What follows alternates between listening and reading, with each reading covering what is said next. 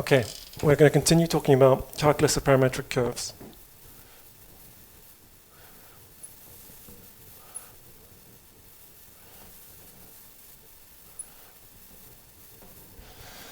So what we learned last time was that if we have a parametric curve, say something like this, and would like to understand what its slope is in the sense of dy dx, how far up we go, or how far down, by how far along. So if we are at some particular point like this, we might want to know what the slope is in that context, right? So a parametric curve is given by x of t, y of t, okay? It is not a function of x, right? So when I write dy by dx, I put it in quotation marks because it is strictly speaking not dy by dx, okay? We don't have any function of x here. But what this means is the classical slope in the sense of calculus of one variable, how far up or how far down by how far along. And we found out that this could be understood as this, prime t over x prime of t. And this was just pictures, okay? And if you write the following, if you write dy by dt over dx by dt of t, then the quick and dirty way to remember this or come up with this is to say, okay, we can cancel the dt's, which I specifically didn't want to do, okay? But the reason we can cancel the dt is because of the pictures I gave. Now, sometimes we want to do something more sophisticated even than that. We would like to know about the curvature of the parametric curve in the sense of classical curvature of a function of one variable, which is whether it's concave up or concave down. So that depends, of course, on the sine of d squared by dx squared, okay? And again, we don't have a function of x. We have to try and make sense of this. So we're going to write this. This thing is this thing, which is a function of t. So this, again, doesn't make sense in itself. But it turns out we can make sense of this. And it is given by the following. We're going to differentiate this thing with respect to t, which we can do because it is a function of t. And we're going to divide that by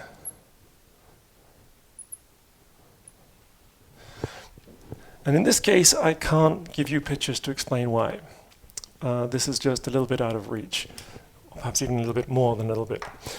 However, if you are willing to accept that you can cancel dt's, then you somehow come up with this formula because you were canceling the dt here and the dt here, and we have d by dx as a consequence. Now, I hate that kind of explanation, but in this case, I sort of have to give it. To have some stab to explain why this is something true, something valid, let's try and express it this way. So this thing represents the rate of change of this expression with respect to x, but it's not a function of x. Okay, it's a function of t. So we can only ask about the rate of change of this thing as a function of t, but we would like to know it as a function of x. So instead we ask about the rate of change with respect to t, and then we ask about the rate of change of x with respect to t. And the quotient of those two things is like the rate of change with respect to x. Underneath this is something called a change of variable. We're rescaling the real numbers to allow us to do this. And that's as far as I can go in an explanation. So much as it pains me to do it, I'm just going to have to give you this formula and give you this way of remembering it. And later you'll see why this is actually true. Okay, so let me put quotation marks around this part too, because this is not meant in the strictest literal sense. But this is how we can determine whether or not a piece of this particular parametric curve is concave up or concave down. It's going to be concave up if this expression here is positive, concave down if it's negative. Cool. All right, so with this extra stuff, we are going to do our first example with these concepts. So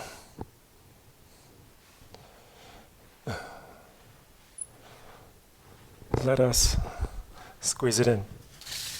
So this is example 1. A curve is defined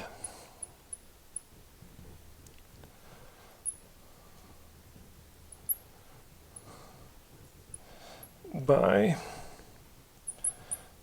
x of t is t squared, y of t is 3t to the 3 minus 3t, and we have 3 parts. Okay, first part. So this curve is called C. Show that C has 2 distinct tangents at 3, 0.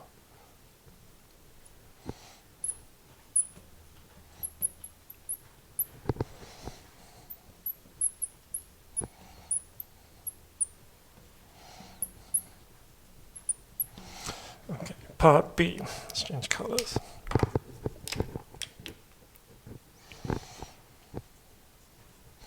Find the points on C where we have a horizontal or vertical tangent.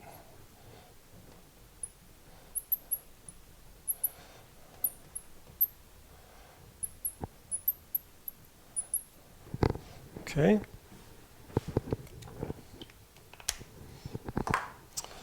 Next part. This is C. Determine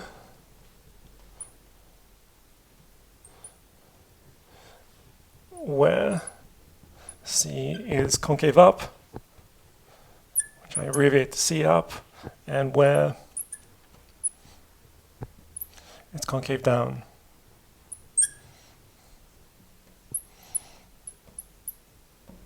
And finally, D, sketch the curve.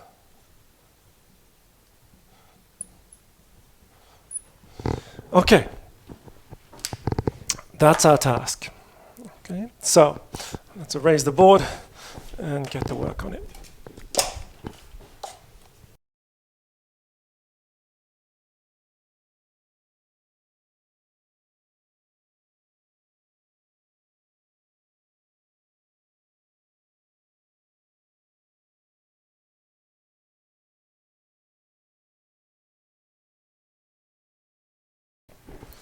Okay, let's get to work.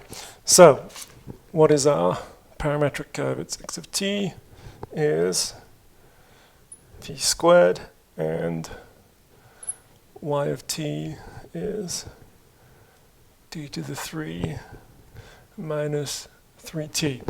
Okay, so the first part was to show that we have 2 distinct tangents at 3, 0. So, part A first.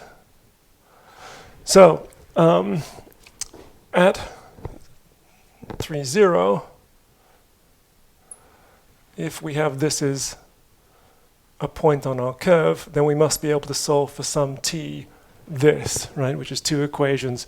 So it's x of t is equal to 3, so that's the same as t squared is equal to 3, and y of t is t to the 3 minus 3t is equal to just 0. Okay, so this can be solved if t is equal to plus or minus square root of 3, and if we put square root of 3 into this thing, what we get root 3 times 3 minus 3 root 3. So that's good. That's the solution. So we've solved both of those equations with root 3. So let's call this one here equation 2. So equation 2 is right here, and we can solve it. What if we have minus root 3? So if we have minus root 3, then we're going to have minus root 3 times 3, right? When we put minus root 3 into this. And then we're going to have minus 3 times minus root 3. And that's going to be 3 times root 3. The minuses will cancel, and again, that's equal to 0. So that's good. And that's also a solution. So again, this is equation 2, and again, we can solve it. So t equals root 3 and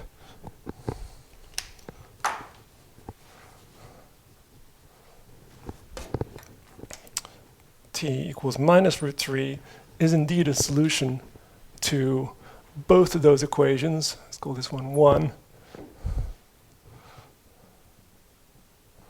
Or R solutions to 1 and 2.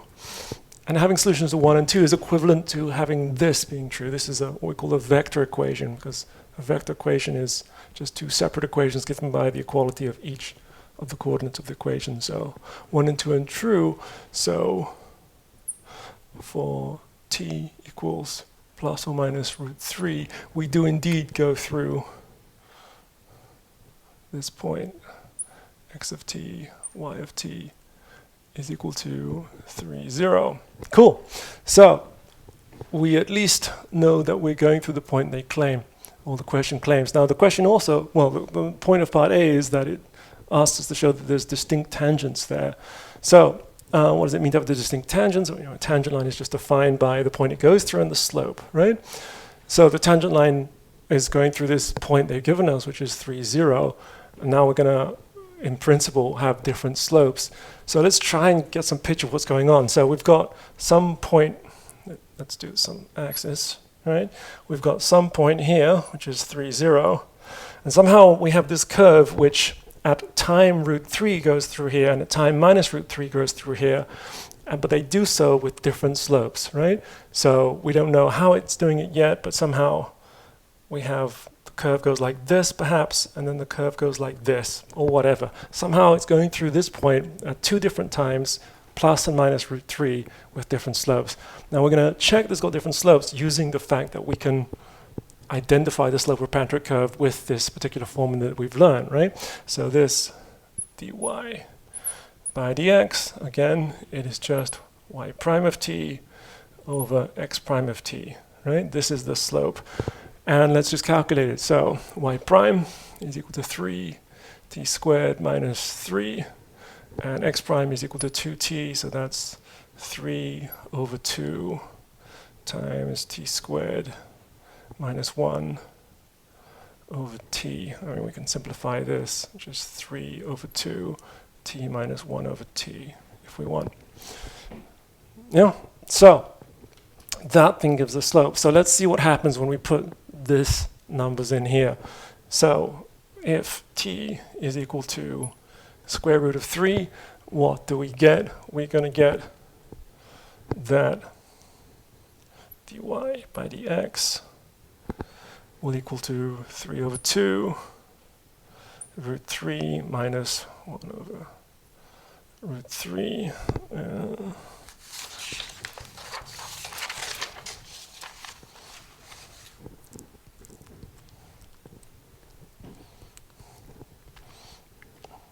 And let's clean that up. So let's put the common denominator of root 3 here. So we have 3 over 2. And then we're going to have just 2 over root 3. So the 2's will cancel, so there just will be root 3. Cool. And what happens at t is equal to minus root 3 over 2, and dy by dx. Same formula, but now we have, well, we can see what's going to happen because now we just have t as minus, so we pull out the minus from here and the minus from here, and it's just going to be minus what you had before, so it's going to be minus root 3. Is that clear? So if we have minus t and minus t, then we can just pull it out from this expression. There's nothing to think about. So that is our slope here. So when we are at time root 3, then we are going upwards, and when we are at time minus root 3, we're going downwards with this particular slope. So what's the tangent lines? So the tangent line at this time, let's say, let's call that tangent line T1. Let's make an actual sentence.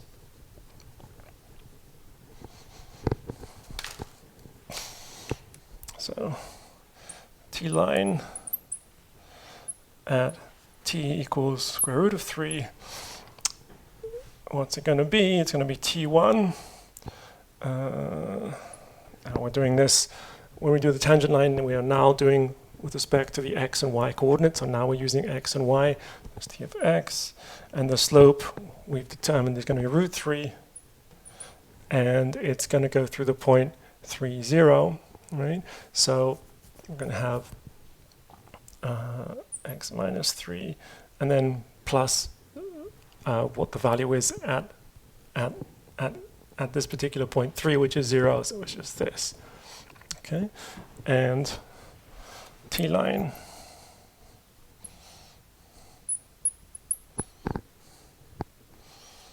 at t is minus root 3, so that's t2, and then the slope is minus root of this, and it's not going to be x minus 3.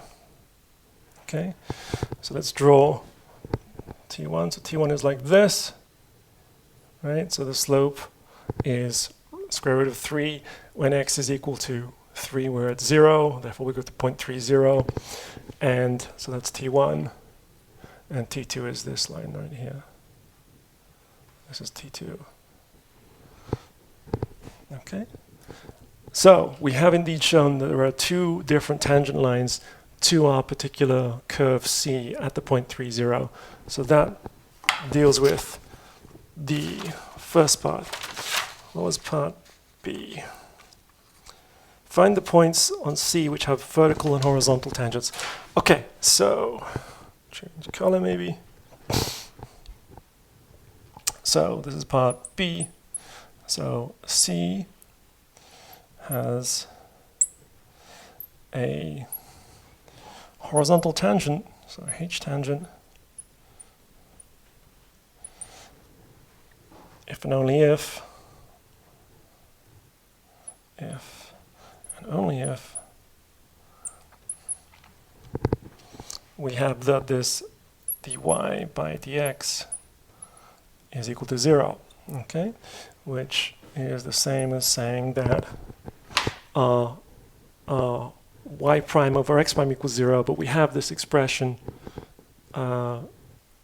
Here. This is probably the most convenient form of it.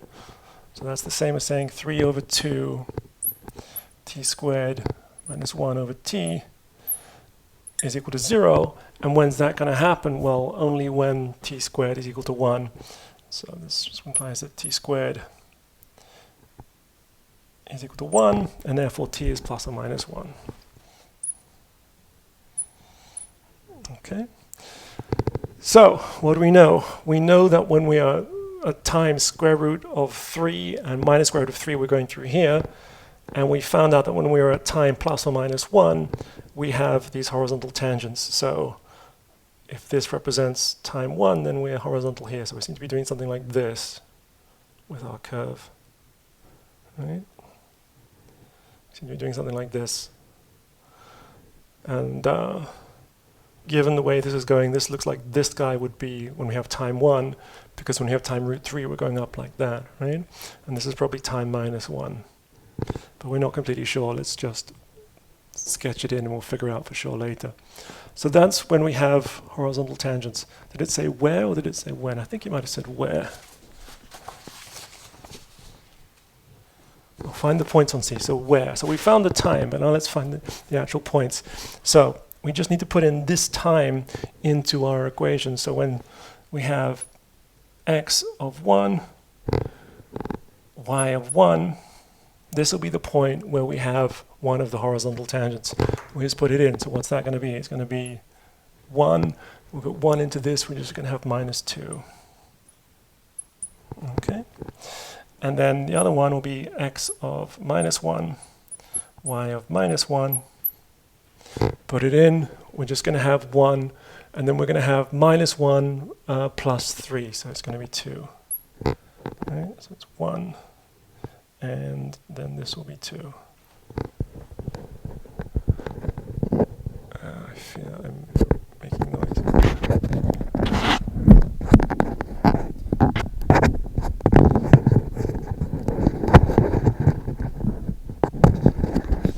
Apologies if I created static with my microphone there.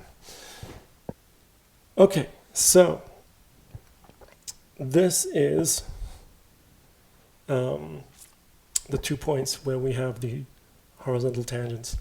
So when we are at time 1, sure enough, we are here. So this is 1 on the x, and this is -2 on the y. Doesn't look like it, but that's where it's meant to be. So that's one of the places, and this guy here is 2, 1. So let's put this here. This is 1, 2, and this guy here is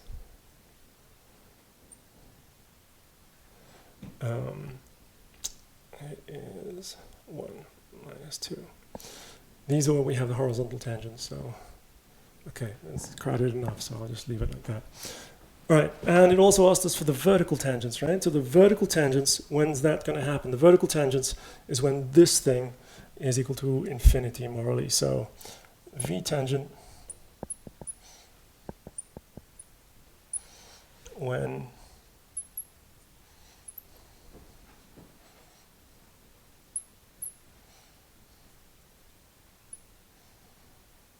is equal to infinity, okay? And when's that going to happen? Well, from, I feel bad about that, about writing equals infinity. And I'll erase it.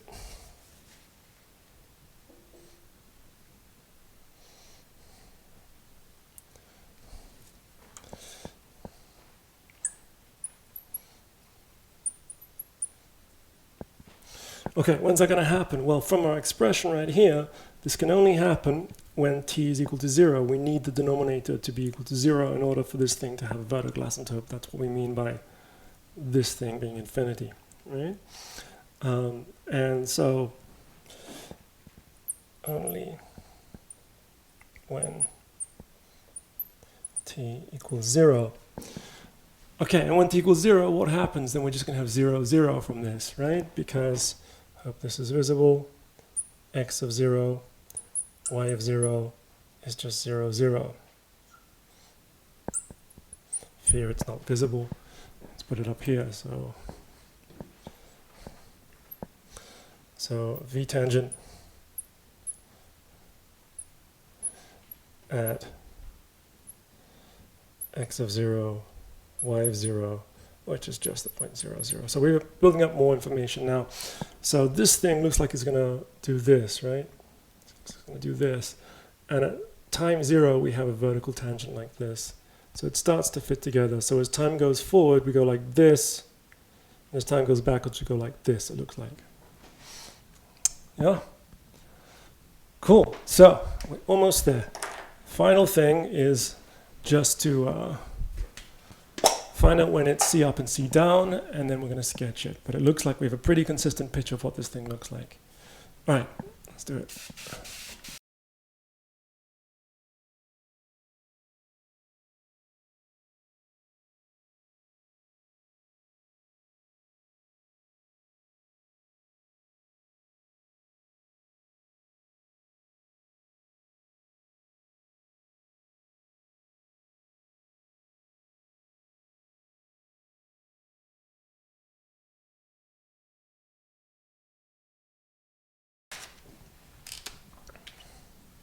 Okay, let's put back up what our functions were. We had t squared, and we had is t to the 3 minus 3t. Okay, and we had to do part C, which is when is it concave up, when is it concave down. So change color.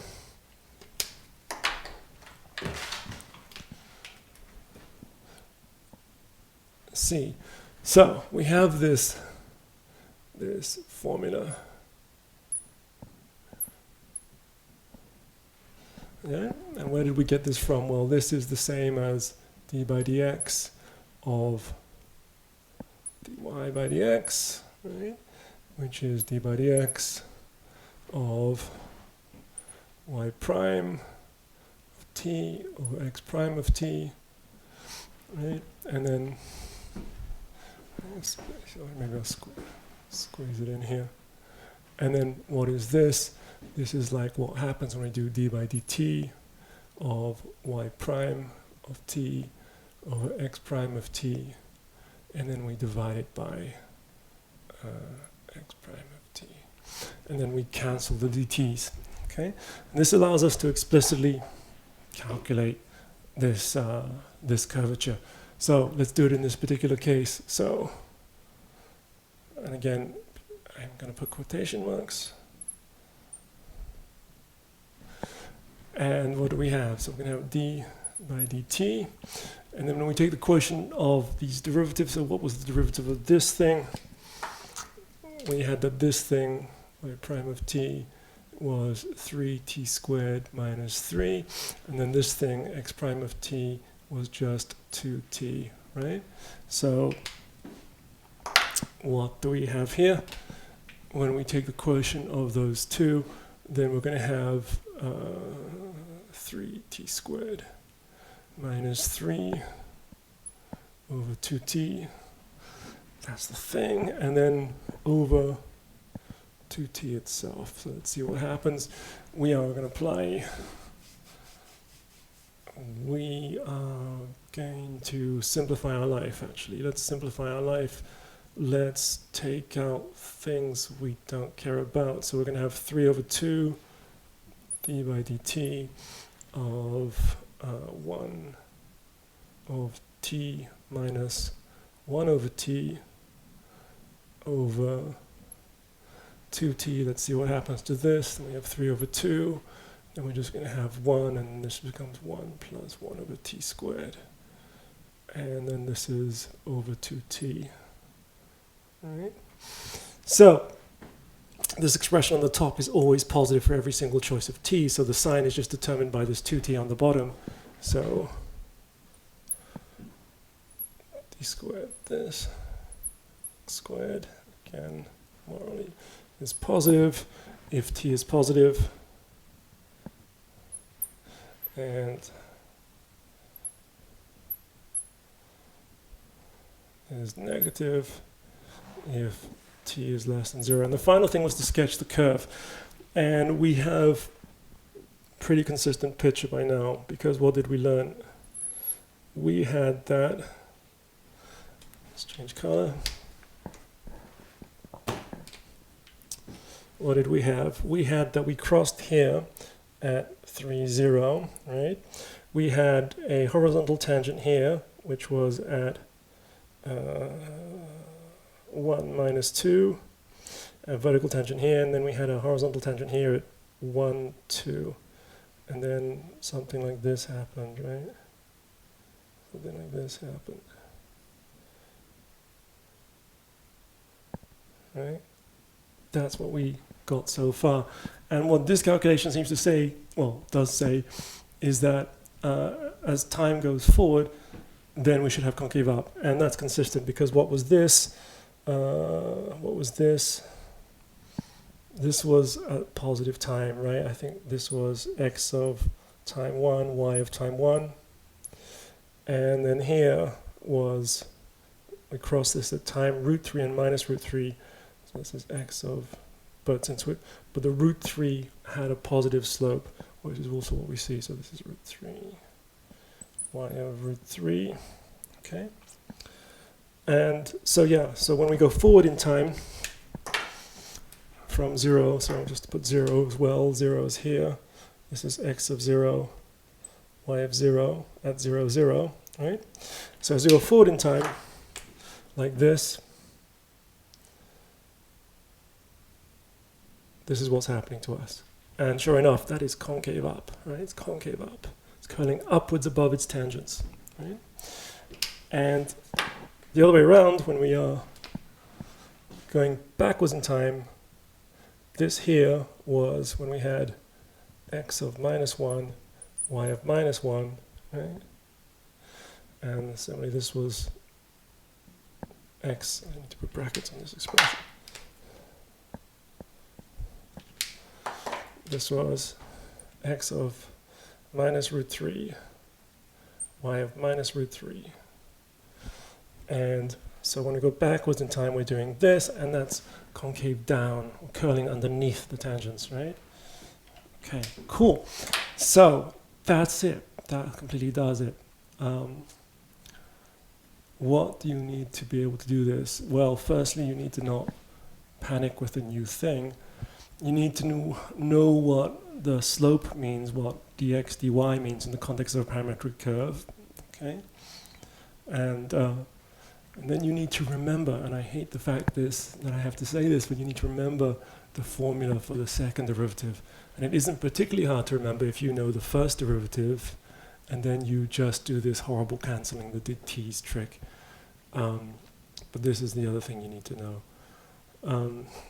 You'll need to practice these kind of questions in homework. They're not going to be that easy for you when you do this for the first time. But this isn't anything different than the kind of curve sketching we've done for functions from one variable to one variable. It's just a different context. You can get very comfortable with this if you're willing to practice it. So don't get put off by this. This isn't a difficult topic. If you can curve sketch functions from R to R, then you can do this too. In fact, it's quite a lot easier than all the things we had to care about when we curve sketch from R to R. Okay, cool. So that's one of the things we need to do. There's another thing we need to learn, and that's arc length. So arc length.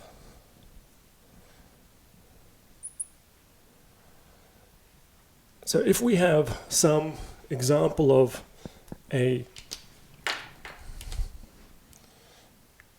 parametric curve doing its weird thing, traveling around, okay, we want to be able to get an expression for the length of this parametric curve. Okay, now we've done this when we have a function from R to R. Okay? So if f goes from real numbers, so we just have a nice graph, then this we learned how to do. And this was the formula, a b square root of 1 plus f prime of x squared dx. And it followed very easily from Pythagoras' theorem. And when we talked about this at the time, I said that there are many formulas you'll have to learn as you go forward in multivariable calculus, and they all follow from exactly the same reasoning. And the reasoning is we cut things up into little pieces, and on each little piece, we can understand very well what's happening, because on a little piece, the function looks very much like it's affine. When it's affine, we can just calculate what the arc length of an affine function is. So we calculate what that little piece is, and then we add all the pieces together. We have a Riemann sum. We pass to the limit, and I call it the Riemann sum machine. And I claim that every single formula in every calculus book is deducible from this method. So if you get comfortable with this, then you will be very happy with these formulae. And that's what we're going to do now. We're going to have to develop another formulae, because we don't have a function just from R to R. We have a parametric curve. It's a function from R into R2, into the space of two vectors. And we're going to develop a formula for it. And it's going to follow from exactly the same reasoning. We're going to cut things up in little pieces where we can understand them. And then we're going to deduce the general formula. So let's do it. So let's say that we start here, at this point, x of a, y of a, okay, and then we end here, x of b, y of b. So we have a parametric curve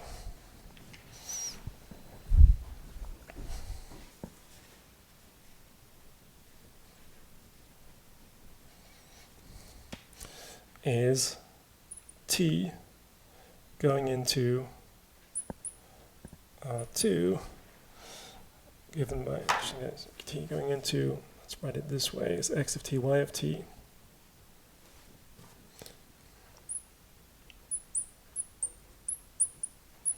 Okay, particular over the interval a to b. Okay, so we're going to cut this up into little pieces in the completely standard way we've done lots of times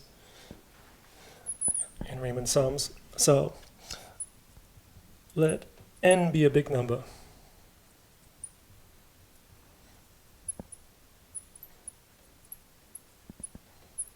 Okay, and we're going to let, since we're going to do this as a function of t, thinking of t as time, we're going to let t0 be a. Okay, we're going to let let's call it h as we normally do, or we could do delta of t. Maybe you guys would prefer that. Let's do delta of t. I should say you people would prefer that. Delta of t is b minus a over n. So we're cutting the time interval a to b, because this is actually just going from a, b into R2. We're cutting this time interval into n equal time intervals, and we define each one from the last one. So ti plus 1, or each ti from the last one. So ti plus 1 is ti plus delta of t. Okay, and that gives us that Tn is actually equal to b. So we've cut up this time interval. This is t0, we have t1, and then this here is Tn, which is equal to b, and this guy is equal to a. Okay, cool. So if we look on our parametric curve, so this guy right here could be the point x of ti, y of ti. Give myself some space here.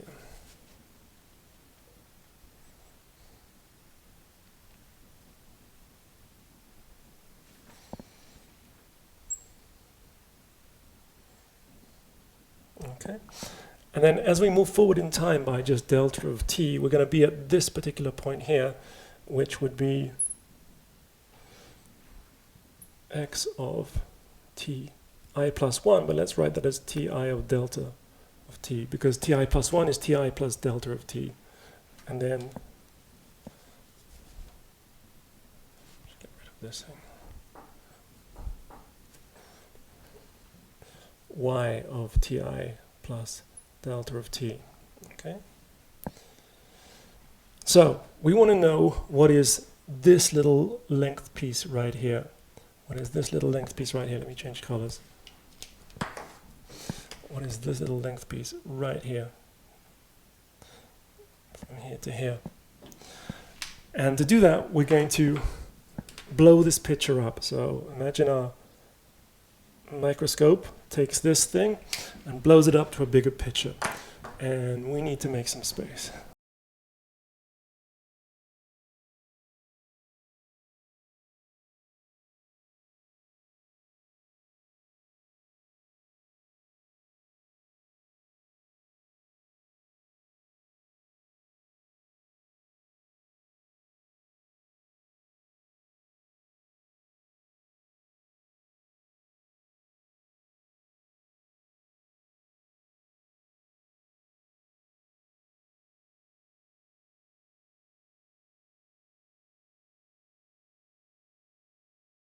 Okay, the plan to partially erase the board didn't work, so let's recover our picture. So we did something like this, right? And we just decided to take some little piece of it, let's say this piece, where we had x of ti, y of ti at this point, and then this thing here, would have been a good moment to change colors, is x of ti plus delta of t, y of ti plus delta of t. Okay, and we want to understand the length of this little piece right here, from here to here. Okay, so we take this thing and we blow up. So this is your microscope. You're blowing up this picture onto a screen of this size. Okay, and we have some kind of a slope like this, right? So here we are, we're going down pretty steeply to something like this. Okay, so this is our x of ti, y of ti right here, and this guy is our x of ti plus delta of t, y of ti plus delta of t. Okay, and we want to know the length of this thing. Okay, well, what are we going to do? Let's draw a triangle. like this, right? So what is this length right here? This length is x of ti minus x of ti plus delta of t, right? And what's this length right here? This length, oh, I fucked it up. It's not x, this is y.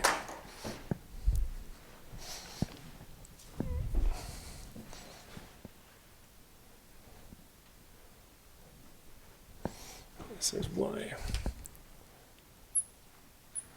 And this thing is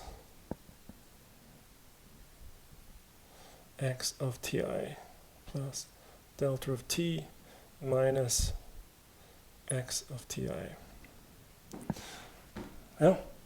And what we learned from last time is that whenever we have some expression like this, x of ti plus delta of t minus x of ti, then it's really an awful lot like just the derivative x prime of ti times this delta of t. And there is this, what I called previously, this order error of size delta of t squared.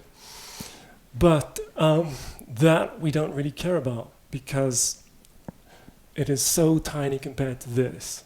So we can actually just pretend it's not there. If we were doing a more rigorous math course, then we would include this error and we'd just keep it along, and we'd find that even including all these errors, all the errors just vanish down to zero. So we're just going to morally pretend that this is the case, that this is actually this, with an error which is so small we don't care about it. And we do the same thing for the y. So we have that y of ti plus delta of t minus y of ti is just an awful lot like y prime of ti times delta of t. So this thing is like minus delta of t y prime of ti. And then this thing, let me just not quite make that an equality, make it an approximation, is like x prime of ti delta of t. So by Pythagoras, what is this thing? It's going to be the square root of this thing. So we're going to have delta of t, everything squared, and we're going to have this y prime of ti squared, and then from here we're going to have this x prime of ti squared. Let's put brackets around like this. Right? So I factored out the delta of t from both of these things. So I pull it out from the square root, and I just have this.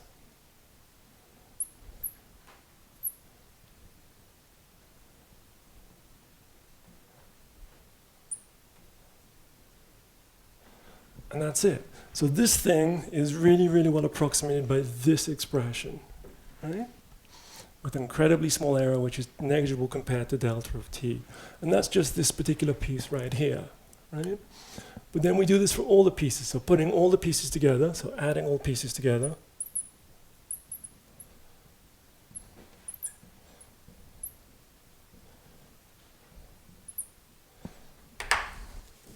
And we're going to have n of them. And we're going to start with this one right here, and this one right here is when we have x of t0, y of t0, right? So from, and then we move forward to this guy, which is x of t0 plus delta of t, y of t0 plus delta of t. So from adding all the pieces from I equals 0, to n minus 1, then this is expression sum I equals 0 to n minus 1, delta of t, the square root of this stuff right here, x prime of ti squared plus y prime of ti squared. And this is a Riemann sum. This is a perfectly ordinary normal Riemann sum. And then this thing will just tend to the limit, keep in mind the following integral, so let's write it like this. So the limit as n goes to infinity of this thing is the integral from where we start, which is time a, to where we end, which is time b, of this expression right here. X prime of t squared plus y prime of t squared dt. Now, if you've absorbed and spent the time getting used to the formula for the arc length of just an ordinary graph, which I'll try and squeeze somewhere here, then this whole explanation will seem very natural. It will make sense to you. So recall for f, which is from R to R, our expression was this: the integral from a to b, the square root of 1 plus f prime of x squared dx. And it followed from exactly the same reasoning. It's exactly the same reasoning. We drew up these little pictures, we drew this triangle, we used Pythagoras, we got an expression of hypotenuse. The hypotenuse had this delta of, in that case, delta of x, and then something in front, which was the square root of 1 plus f prime of xi squared, and we passed the limit and got this. So it's just using the machine. This machine will give you all of these formulas. This is a basic principle of calculus. And it's really amazing how you can just get all of this stuff. But if you think about it, that it does make sense. I mean, the basic principles of calculus are that we have this differentiation, we have this integration, and this integration is this more fancy version of summation. We can sum over this uncountable infinite number of things. So that really does allow us to exploit those two tools. Differentiation says that at a very small scale we have something which is very close to affine, and integration allows us to add up all these tiny pieces in a very precise way and get an expression like this. So this is somehow the essence of this subject. Okay, so this is our formula, and then we can use it to calculate the arc length of any parametric curve. So let's just do, in our last moments, the simplest one we can think of. So example, just to prove to you that this actually does give what you would expect.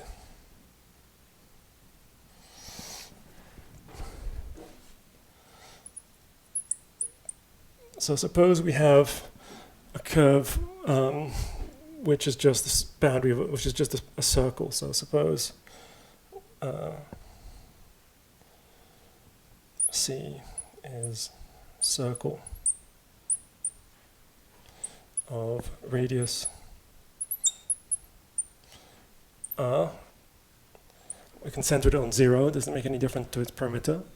So this curve is going to be given, as we've learned, by x of t is R cosine of t, and y of t is R sine of t.